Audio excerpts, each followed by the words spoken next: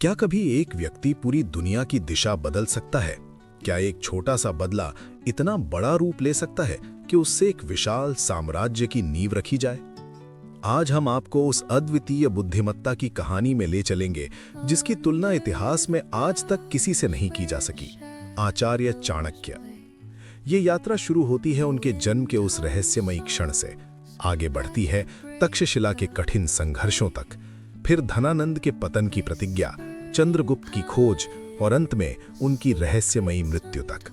तैयार हो जाइए उस सच्चाई को जानने के लिए जो सदियों से इतिहास की किताबों में छिपी रही है। ये गाथा है अखंड भारत के निर्माणकर्ता महान आचार्य चाणक्य की। अगर हम समय को लगभग 2300 वर्ष पीछे ले जाएं, तो हमें मगध की वो धरती दिखाई देती है जो आज के बिहार का हिस्सा है। उस दौर में मगध वैसा शांत और व्यवस्थित नहीं था जैसा आज है। हर ओर अव्यवस्था, आपसी संघर्ष और छोटे छोटे राज्यों की दुश्मनी फैली हुई थी। इसी अशांत वातावरण में एक छोटे से गांव में एक ब्राह्मण परिवार में एक बालक का जन्म हुआ जिसका नाम पड़ा चाणक्य। जन्म के समय ही उस बालक के मुख में सामने के 2 दांत मौजूद थे, जो एक असामान्य घटना मानी जाती थी। जब ज्योतिषियों ने उसे देखा तो वे चौंक गए। उनका कहना था कि यह बालक साधारण नहीं है, इसका भाग्य बहुत बड़ा है। ये या तो स्वयं सम्राट बनेगा या फिर राजाओं को बनाने वाला बनेगा। लेकिन उसके पिता नहीं चाहते थे कि उनका पुत्र सत्ता के अहंकार में खो जाए। उन्होंने समाधान पूछा और कहा गया कि यदि उसके दांत निकाल दिए जाएं तो वो राजा नहीं बनेगा बल्कि राजाओं का निर्माता बनेगा। भारी मन से पिता ने वही किया और उसी क्षण एक किंग मेकर का जन्म हुआ। जैसे जैसे चाणक्य बड़े हुए, उनका जीवन आसान नहीं था। उनका रूप साधारण था, रंग सांवला, शरीर दुबला और चेहरा अलग सा। लोग उनका मजाक उड़ाते, उन्हें तिरस्कार झेलना पड़ता, लेकिन उनके भीतर एक अद्भुत धैर्य था। उन्होंने कभी इन बातों को अपने ऊपर हावी नहीं होने दिया। कम उम्र में ही उन्होंने समझ लिया था कि असली सुंदरता बुद्धि में होती है, शरीर में नहीं। उनकी स्मरण शक्ति और तर्क क्षमता इतनी तीव्र थी कि जो बातें अन्य लोग दिनों में सीखते, वे एक बार सुनकर ही समझ जाते। उन्होंने निश्चय किया कि उनका ज्ञान ही उनकी सबसे बड़ी ताकत बनेगा। मगध उस समय शिक्षा का केंद्र नहीं रह गया था।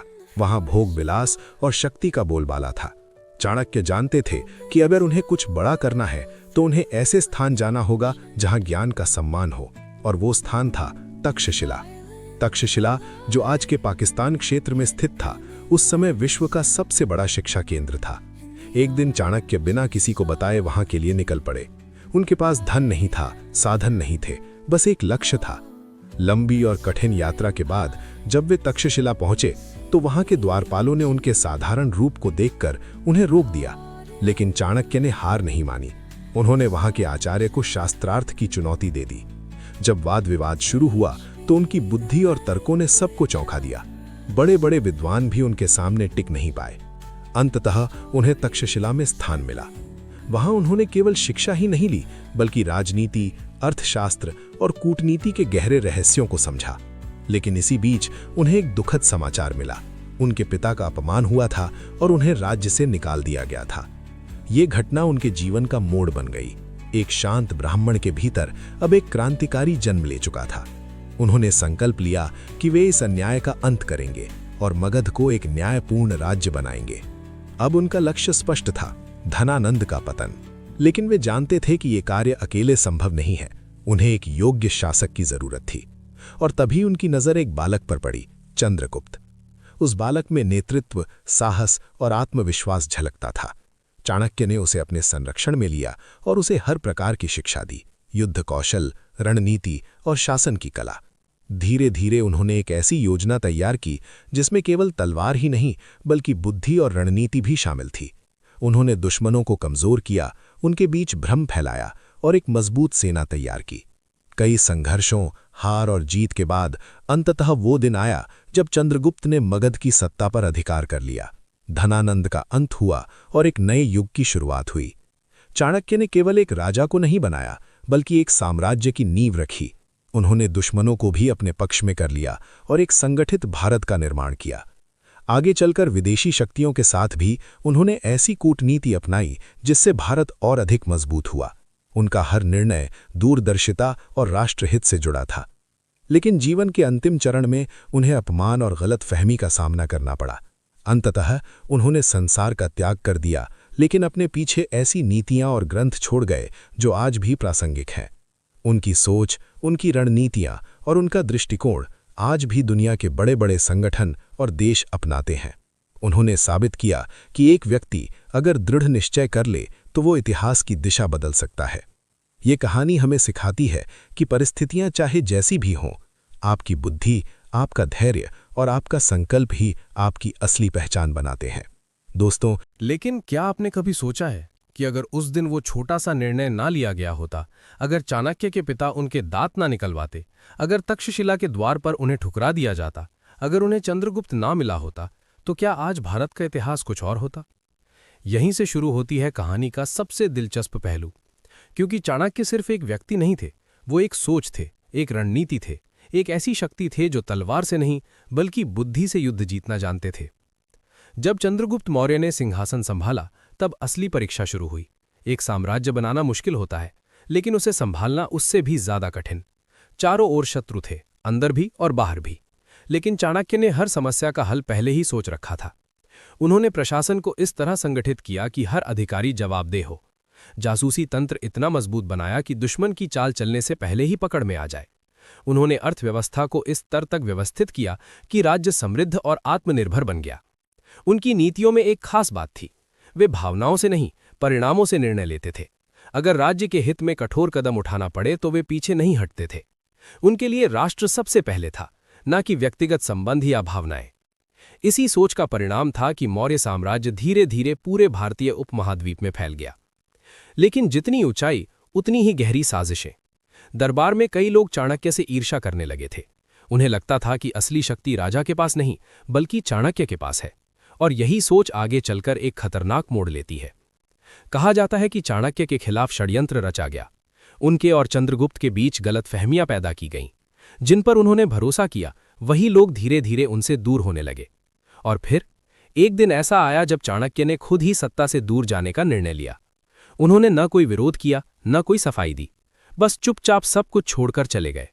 कुछ कथाओं के अनुसार उन्होंने उपवास रखकर अपने प्राण त्याग दिए, तो कुछ मानते हैं कि उन्हें धोखे से मार दिया गया।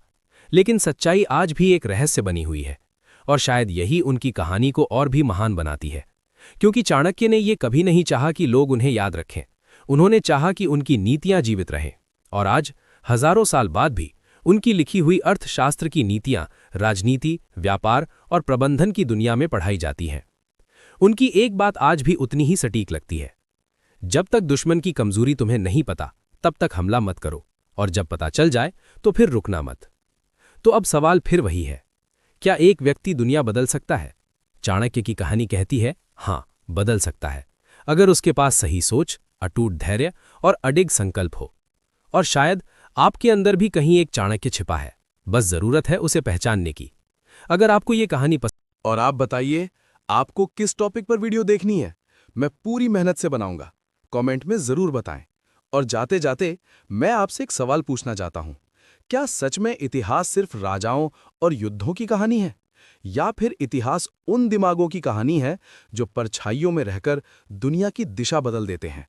आचार्य चाणक्य, एक ऐसा नाम जिसने कभी खुद को महान साबित करने की कोशिश नहीं की, लेकिन फिर भी इतिहास उन्हें भूल नहीं पाया।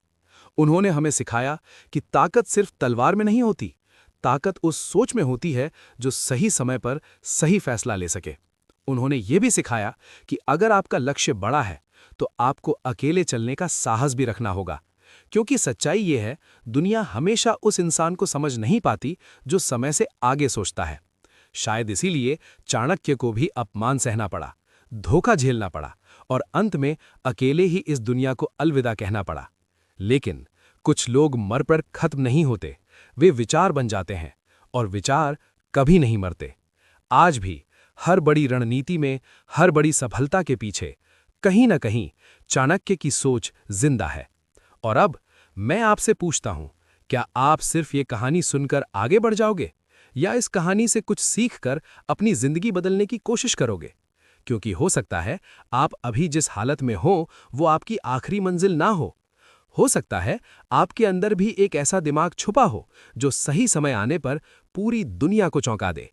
लेकिन उसके लिए आपको सीखना होगा, समझना होगा और सबसे जरूरी, इतिहास के उन रहस्यों को जानना होगा जो किताबों में नहीं मिलते। और यही हम आपको इस चैनल पर देने वाले हैं। ऐसी कहानियां जो आपको सिर्फ एंटरटेन नहीं करेंगी, बल्कि आपको अंदर से बदल देंगी। ऐसे राज जो आपने आज तक कहीं नहीं सुने होंगे, और ऐसे सच जो आपकी सोच को हिला देंगे। तो अगर आप तैयार हैं अपने दिमाग को एक नए स्तर पर ले जाने के लिए, अपने सोचने के तरीके को बदलने के लिए, और इतिहास को सिर्फ सुनने नहीं बल्कि समझने के लिए, तो अभी इसी वक्त चैनल को सब्सक्राइब करें और बेल आइकन जरूर दबाएं, क्योंकि अगली वीडियो में हम लेकर आ रहे हैं एक ऐसी कहानी जिसे सुनकर आपका दिमाग हिल जाएगा। एक ऐसा इंसान जिसके पास न सेना थी न शक्ति, फिर भी पूरी दुनिया उसके नाम से कांपती थी। कौन था वो? क्या था उसका राज? ये जानने के लिए आपको हमारे साथ जुड़े रहना होगा। हम मिलेंगे अगली वीडियो में एक और रहस्य, एक और सच्चाई और एक और कहानी के साथ। तब तक खुद से एक सवाल पूछते रहिए, क्या आप भी इतिहास बदल सकते हैं?